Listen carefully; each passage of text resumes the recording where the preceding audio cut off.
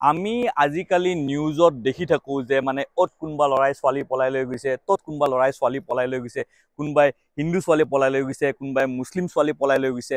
কিন্তু পলাই যেতিয়া যায় তেতিয়া ল'ৰাসকলৰ কি হয় জানেনে? ল'ৰা আৰু ছোৱালীসকলৰ তেওঁলোকৰটো একদম এছ হৈ থাকে।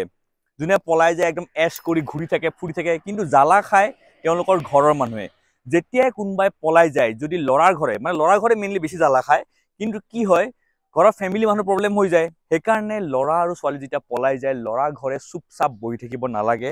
তেওঁলোকে ডাইৰেক্ট গৈ পেলাই থানাত প্ৰথমতে এটা মিচিং ৰিপৰ্ট দিব লাগে ল'ৰাজনৰ, যে তেওঁৰ ল'ৰাজনো মানে মিচিং হৈ আছে।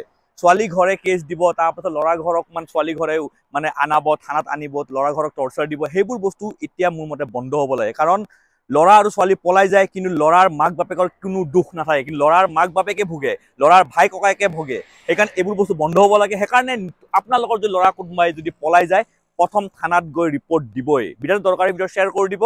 জয় অসম।